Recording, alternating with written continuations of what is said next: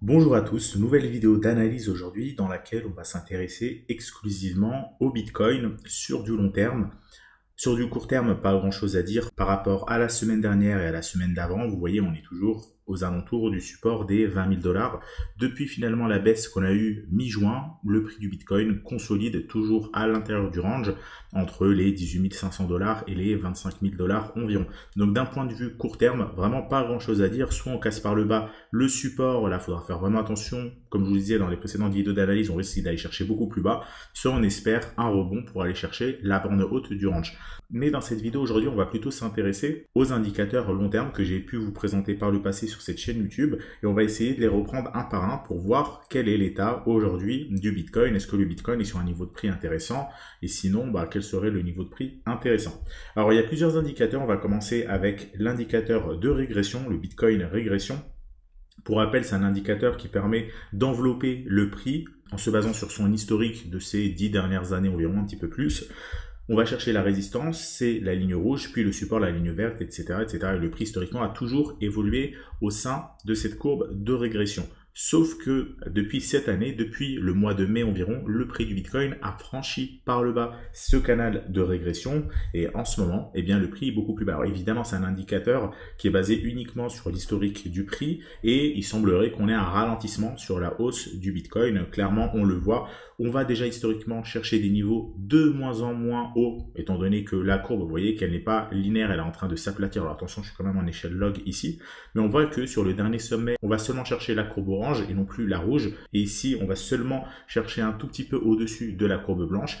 Et maintenant, on a cassé la courbe de régression par le bas. Est-ce que maintenant, c'est un indicateur à jeter à la poubelle? Absolument pas, parce que ça nous permet de savoir où en est le prix du Bitcoin actuellement. Est-ce qu'il est surévalué ou pas? Alors, est-ce qu'on va à nouveau chercher la courbe rouge? Ça m'étonnerait. La courbe rouge, maintenant, elle est à plus de 200 000 dollars. Ça voudrait dire que le Bitcoin, qui se trouve actuellement vers les 20 000, doit réintégrer le canal de régression et remonter, chercher des niveaux beaucoup plus hauts. Ça paraît quand même difficile à imaginer. Par contre, ça permet toujours de savoir si le prix du Bitcoin est sous-évalué ou pas. Et là, clairement, on est bien en dessous de son canal de régression et on peut plutôt fixer un objectif sur le prix du Bitcoin, sur la courbe blanche par exemple, et non plus la rouge ou la orange, ce qui donne déjà une valeur pour le Bitcoin d'environ 100 000 dollars. Ça fait quand même un x5 par rapport au prix actuel. Ça reste quelque chose de tout à fait possible.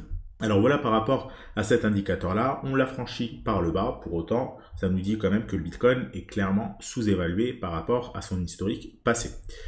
On a également la moyenne mobile 200. La moyenne mobile 200, c'est cette courbe ici en mauve qui a servi historiquement elle aussi de support au prix du Bitcoin. Ici vous le voyez sur l'année 2015. Un peu plus récemment sur 2018 et sur 2020. Et là, on voit qu'on est en train d'évoluer en dessous de la moyenne mobile 200 et même elle ne sert plus de support cette fois-ci, mais elle sert de résistance. Vous voyez, on va buter sur la moyenne mobile 200 avant de revisiter la zone qui se trouve en dessous. Donc la moyenne mobile 200 actuellement, elle est à 24 000 dollars. Ça nous permet là aussi de savoir si le prix du Bitcoin est sur des niveaux intéressants ou pas. Historiquement, oui, on est très proche de la moyenne mobile 200, même si très peu de personnes s'attendaient à ce qu'on aille chercher des niveaux aussi bas. Beaucoup de personnes tablaient sur un support plutôt à 30 000 dollars et on l'a vu justement avec les fonds d'investissement qui ont fait faillite, on l'a vu avec tout un tas de problèmes de liquidation qui s'est passé sur les cryptos justement depuis le début de l'année. Donc c'est un support que tout le monde attendait. Le Bitcoin est venu chercher beaucoup plus bas. Ceci dit, est-ce que c'est la fin du Bitcoin? Est-ce que le Bitcoin ne va plus remonter? Libre à chacun d'avoir son opinion là-dessus. Si vous pensez que le Bitcoin est voué à aller à zéro, évidemment, il ne faut pas en acheter. Si vous pensez qu'on est juste sur un bear market, voire même un point bas au sein de ce bear market, on est du coup sur des bons niveaux pour aller revisiter des niveaux beaucoup plus hauts. Donc voilà par rapport à ce premier indicateur qui nous indique que le Bitcoin est sur un niveau intéressant. Alors on peut également à ça rajouter l'indicateur moyenne mobile 200 qui est tout simplement la courbe mauve que je vous ai présentée précédemment, sauf que là il y a de la couleur, donc ça nous permet de visualiser un petit peu mieux ce qui se passe. Lorsqu'on est sur la zone verte, ça veut juste dire qu'on est très proche de la moyenne mobile 200, donc on est sur des bons niveaux d'achat parce que le Bitcoin est sous-évalué ou qu'il a beaucoup corrigé. Lorsque ici la courbe passe en orange ou en rouge, c'est-à-dire que le Bitcoin est surévalué. Vous le voyez ici, on est passé par exemple sur la fin 2018, début 2019, sur une zone qui était verte. même ici, mars 2020, sur une zone verte. Et actuellement, également, on est très proche évidemment de la moyenne mobile 200, on est même en dessous, donc on est sur une zone verte. Est-ce qu'on aura le même rebond qu'on a eu sur les précédents cycles de ces 10 dernières années? Et ça, personne ne peut le savoir, mais en tout cas, ce qui est certain, c'est qu'on est sur des niveaux extrêmement bas sur le prix du Bitcoin. On peut également ajouter un autre indicateur qui est le PI indicator, non pas celui qui est dédié au top, mais celui qui est dédié au bottom du prix du Bitcoin. Alors, comment on lit cet indicateur? Eh bien, tout simplement, lorsqu'on a un croisement de la courbe verte et de la blanche, c'est-à-dire que lorsque la blanche passe en dessous de la verte, on est sur des niveaux bas du Bitcoin, voire même un point bas. C'est ce qu'on a eu ici en 2015, c'est ce qu'on a eu également ici en 2018, et c'est ce qu'on a en ce moment même. Vous le voyez, on a la zone verte qui est en train de se dessiner, la courbe blanche est passée en dessous de la verte, donc on est potentiellement là aussi sur un point bas si on en croit les cycles précédents. À chaque fois, ce qu'on a par contre, c'est une zone de consolidation. Vous voyez, lorsque la courbe blanche passe en dessous de la verte, on consolide, on a la zone verte ici qui devient de plus en plus petite et on repart en bull market. Là, on a la même chose, on a une consolidation jusqu'à avoir une inversion, la courbe blanche qui passe au-dessus de la verte et ensuite on lance un bull market. Et bien pour le moment, on est encore dans cette fameuse phase de consolidation. Vous le voyez, la zone verte, elle est encore en train de se dessiner. On n'a pas encore eu la blanche qui repasse au-dessus de la verte pour avoir le bull market. Donc on est sur cette fameuse zone de consolidation qu'on voit très clairement. C'est lorsque tout simplement le prix du Bitcoin est en dessous des deux droites, de la blanche et de la verte. Donc là, il est en dessous des deux et consolide. Là également. Eh bien, en ce moment même, c'est aussi le cas. Alors là, on n'a pas suffisamment d'historique, évidemment, donc c'est difficile à extrapoler, même si on peut imaginer que c'était aussi le cas. Donc, vous le voyez, on est toujours sur cette phase de consolidation. Ça revient à ce que je vous disais sur ces précédentes vidéos d'analyse. La consolidation n'a pas encore duré assez longtemps, 1 mois, 2 mois, 3 mois. Mais lorsque on va sortir par le haut de cette consolidation, eh bien, ça sera le fameux gros signal de bull market. C'est ce qu'on a eu ici. On sort de la consolidation, signal d'achat, c'est parti. Là également, consolidation sort par le haut avec une belle bougie d'impulsion et donc signal d'achat, bull market. Pour le moment, on est toujours au sein de cette consolidation. Beaucoup de personnes pourraient tenter un achat ici sur un support, pourquoi pas, ou faire du DCA sur le support. Évidemment, le gros signal d'achat sera obtenu lorsqu'on passera au-dessus des 25 000 $, lorsqu'on cassera le range avec une grosse bougie d'impulsion. Ça relancera un potentiel bull market. Donc voilà pour ces 3 premiers indicateurs. On peut maintenant ajouter le fameux stock to flow. Alors sur l'indicateur stock to flow, là pareil, on peut se poser la même question que sur l'indicateur régression. Est-ce que cet indicateur est toujours valable ou pas? Étant donné qu'ici sur ces droites rouges, on a les périodes de halving, donc 2012, 2016, 2020 et le prochain qu'on ne voit pas ici en 2024.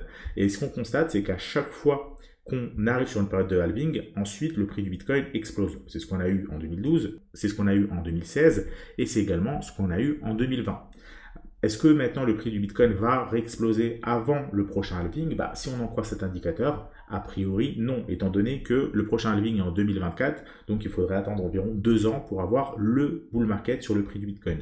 Alors, avoir un bull market, ça ne veut pas dire que le prix du Bitcoin va faire du surplace pendant 2 ans.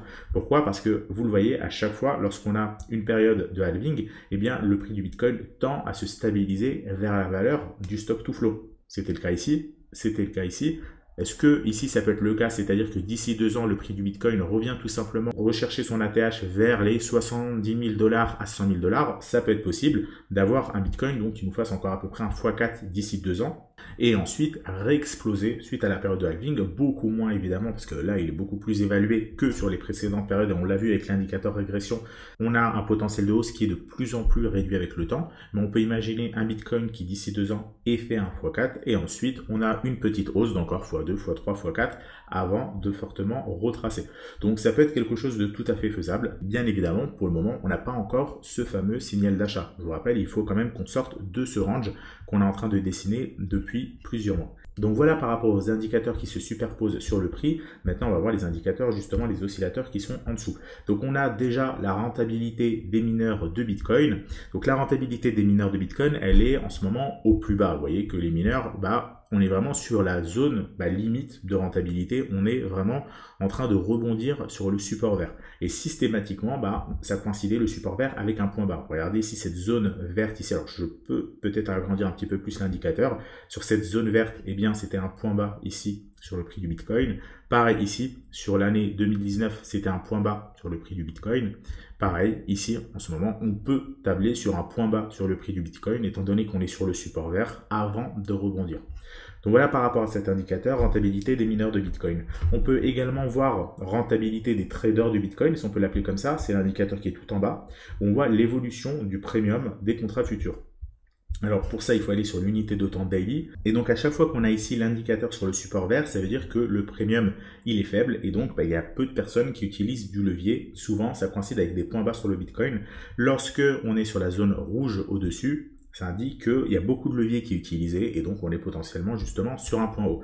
Alors pareil, cet indicateur-là, alors je vais essayer de le remonter pour l'agrandir un petit peu plus. Hop là, je le mets tout en haut et je l'agrandis. Et donc, ce qu'on constate, c'est que actuellement, on est sur une zone verte depuis le début de l'année. Donc, depuis le début de l'année, on a très peu de leviers. Il y a beaucoup de personnes qui se sont fait liquider tout simplement sur la baisse qu'on a eue l'année dernière. Et donc, ça aussi, ça coïncide souvent avec des points bas si on voit historiquement ce qu'il se passe sur cet indicateur-là. Vous voyez ici, lorsqu'on est sur la zone rouge, c'est un point haut sur le prix du Bitcoin. Ici, lorsqu'on est sur la zone rouge, ce sont également des points hauts sur le prix du Bitcoin. Ici, zone verte, point bas sur le prix du Bitcoin, ensuite le prix du Bitcoin fait un x3. Également ici, zone verte, point bas sur le prix du Bitcoin, on a le bull market. Et également ici, zone verte, on a également le bull market. Et ici, zone rouge, le prix du Bitcoin avant le Covid commence à baisser fortement et s'est accéléré évidemment en mars 2020. Donc là, on est depuis le début de l'année sur cette zone verte. Donc on est depuis le début de l'année sur un fond de bear market où on est vraiment sur des niveaux extrêmement bas sur le prix du Bitcoin. Donc on voit que les traders ont capitulé depuis déjà plusieurs mois. Les mineurs, pour la plupart, ont capitulé. On peut également voir deux autres indicateurs. On a pareil cet indicateur que je vous ai déjà présenté, donc c'est le logarithme du prix divisé par la moyenne mobile 50. Et qu'est-ce qu'on constate? Eh bien qu'on est passé en zone verte, je vous en avais déjà parlé il y a quelques semaines, on était passé en zone verte au courant de l'été, fin juillet, lorsque le prix du Bitcoin est rentré justement sur ce fameux range aux alentours des 20 000 $. La dernière fois qu'on est rentré en zone verte, on a eu ce fameux bull market. La fois encore avant 2015, on a eu ce bull market, etc., etc. On voit même ici en 2012, on a eu ce bull market. Donc là, la zone verte, elle peut évidemment durer longtemps. Vous le voyez, là, elle a duré quand même quelques années. Ici, pareil, quelques années. On est sur de l'unité de temps weekly. Donc là, on vient tout juste de rentrer sur la zone verte. Donc potentiellement, on pourrait avoir un prochain bull market et donc ici qui devrait durer quelques années. Alors encore une fois, tout ça, c'est uniquement à condition que le prix du Bitcoin casse ce fameux range par le haut des 25 000 $. Tant qu'on évolue au sein de ce range, on restera sur des niveaux de sous-évaluation pendant plusieurs semaines, plusieurs mois. On va maintenant conclure la vidéo avec le dernier indicateur, le multiple de meilleur. Là, pareil, même conclusion que les précédents indicateurs, à savoir qu'au début de l'année, je vous avais également présenté une vidéo avec ces indicateurs où je vous disais qu'on avait certains indicateurs qui donnaient des niveaux de sous-valorisation et d'autres, pas vraiment. On était sur des indicateurs qui, certains, indiquaient un prix du Bitcoin intéressant et d'autres pas. Ce qui n'est plus le cas aujourd'hui. Vous voyez que la totalité des indicateurs finalement indique une reprise du prix du Bitcoin. En tout cas, on est sur un potentiel point bas. On va avoir maintenant le multiple de meilleur. Donc sur le multiple de meilleur, là pareil, on est parti chercher le fameux support ici, la droite verte. Donc lorsqu'on va chercher la droite verte, c'est qu'on est sur un point bas. On le voit. Alors là pareil, je vais tout simplement supprimer les autres indicateurs que je vous ai déjà présentés et agrandir celui-là. Et zoomer un petit peu. Donc vous le voyez, si on regarde historiquement, là par exemple on était sur la zone rouge, c'était le point haut du prix du Bitcoin. Là on était sur la zone verte, c'est le point bas du prix du Bitcoin. Et là on est à nouveau sur la zone verte, donc on est sur un potentiel point bas. On ne sait pas si c'est un point bas tant que le point bas n'est pas confirmé. On peut simplement spéculer sur le fait que c'est un potentiel point bas. Et une fois qu'on a la figure de retournement, une fois qu'on a la valente haussière, la cassure de la résistance, ou peu importe ce qu'on aura, et bien là on pourra tabler sur un point bas qui est confirmé. Mais systématiquement, les indicateurs que je vous ai présentés, lorsque on est sur des zones vertes, on est sur des points bas. Lorsqu'on est sur des zones rouges, on est sur des points hauts. Maintenant, est-ce qu'on aura un point bas sur le prix du Bitcoin sur le niveau des 18 500 $? C'est quelque chose de très fort probable, étant donné qu'on l'a testé plusieurs fois ici, le support des 18 500 $. Donc, est-ce qu'on va le franchir? on verra. Si on franchit par le bas, évidemment, là, il faudra attendre une nouvelle consolidation avant de rentrer. Et tant que ici, on est à l'intérieur de ce range, on peut toujours espérer casser les 25 000 et donc là, rentrer sur un nouveau bull market. Ce n'est pas un mauvais signe que le range dure aussi longtemps. Vous le savez, plus le range dure et plus c'est bon signe parce que ça permet justement de filtrer tout le bruit et d'assainir la tendance haussière et baissière qu'on avait précédemment pour repartir sur une base beaucoup plus saine. Et là, on le voit avec les bandes de Bollinger, on est clairement en train de rentrer sur un range qui est intéressant parce qu'on a des bandes de Bollinger qui sont en train de se rapprocher mais qui ne se sont pas encore aplaties. Idéalement, il faudrait que les bandes de Bollinger soient très très proches avant de réexploser dans un sens. Là, pour le moment, on est sur des niveaux très intéressant, mais on peut l'être encore davantage étant donné que les bandes de Bollinger ne se sont pas stabilisées.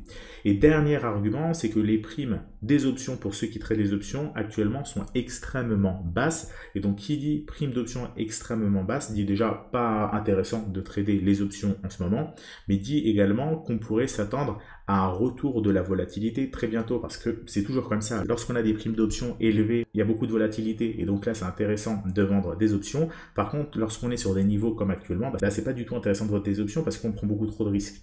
Les primes sont beaucoup trop faibles et surtout il suffit d'avoir une petite hausse de volatilité à la hausse ou à la baisse pour finalement être perdant. Donc l'idée maintenant c'est tout simplement d'attendre à la fois un retour de la volatilité, ce qui permettrait aux options d'être plus intéressantes, d'attendre si possible un rebond du prix du Bitcoin qui permettrait aux traders et aux mineurs d'être rentables et évidemment un bull market, ce qui permettrait aux investisseurs de gagner de l'argent. Donc voilà un petit peu les différents scénarios. Là on est, comme je vous l'ai dit, sur un potentiel point bas, mais il est pour le moment pas validé. Donc tant que c'est pas validé, on peut pas vraiment appeler ça un point bas. Voilà par rapport à cette vidéo. Si vous l'avez appréciée, n'oubliez pas de laisser un like en dessous. Si elle vous a intéressé et que vous pensez que ça peut intéresser d'autres personnes, n'hésitez pas à la partager à votre entourage. Quant à moi, je vous souhaite une excellente soirée. On se retrouve la semaine prochaine pour une nouvelle vidéo d'analyse sur les crypto-monnaies.